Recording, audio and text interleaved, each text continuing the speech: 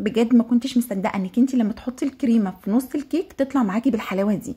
الفيديو ده انا كنت منزلاه على القناه عندي على اليوتيوب من حوالي 4 أو 5 سنين، كان اول فيديو انزله وجاب نسبه مشاهدات حلوه قوي، ويمكن الناس عرفتني بسببه. يلا بينا اقول لكم عملت الكيكه القمر دي ازاي. اول حاجه نسمي الله وننزل في الكومنتات نصلي على الرسول عليه افضل الصلاه والسلام. هتجيبي 2 بيضه وهنزل عليهم كوبايه من السكر ورشه من الفانيليا. هخلط المكونات بتاعتي دي حلوه قوي مع بعض حوالي دقيقتين كده. بعد كده هنزل عليهم بنص كوبايه من الزيت بالشكل ده. طبعا زيت يكون نوع كويس عشان يبقى ريحته وطعمه كويسين.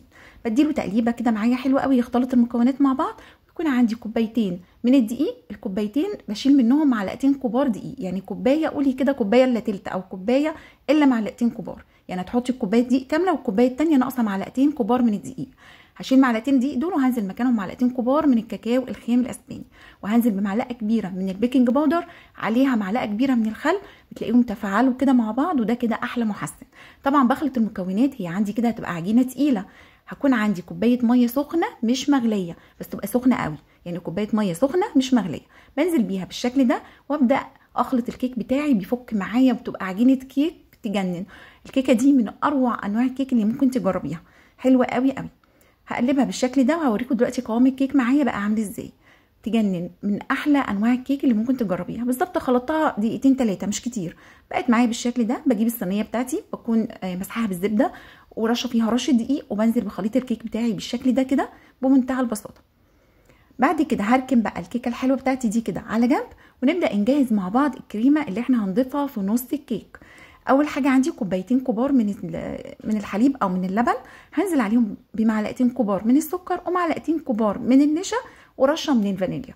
هقلب المكونات دي كلها على البارد حلو قوي. برفعها على النار مع التقليب المستمر. اول ما تتقل كده معايا وتعمل بابلز برفعها خالص من على النار، بتكون عندي بالقوام اللي انتوا هتشوفوه دلوقتي.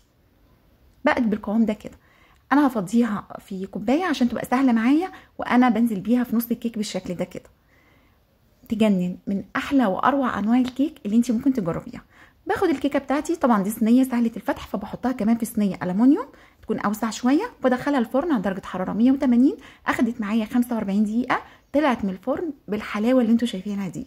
حقيقي تجنن، من احلى واروع الكيكات اللي انت ممكن تعمليها وتجربيها، مبهره، هتعجبك جدا جدا. بعد بقى ما تبرد معايا تماما، تكون بارده خالص، هبدا ان انا اقطعها معاكم بالشكل ده بمنتهى البساطه. يعني بتتقطع وبتطلع معاكي قطع حلوه قوي، شايفينها من جوه ما شاء الله تجنن، حلوه قوي قوي قوي، طالعه معانا بمنتهى الحلاوه. طعمها مش قادره اقول لك عامل ازاي، حلوه جدا جدا. صوص شوكولاته بقى كده ودلعيها، عندك صوص كراميل كمان يا سلام، بيكون معاها تحفه. تقدري تقدميها بقى في اي مناسبه عندك، حاجه حلوه كده وشيك، طعمها حلو. من الوصفات الحلوه قوي قوي اللي هقول لك طعمها حلو، سهله بسيطه. تبص لها تحسي ان هي معموله بصعوبه بس هي سهله جدا جدا.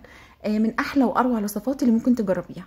كيك هش جدا، الكريمه جواها حلوه متماسكه، تقدري تقدميها في اي مناسبه، طالعه تجنن. لو عجبك الفيديو ما تنسيش في كومنتات تصلي على الرسول عليه افضل الصلاه والسلام.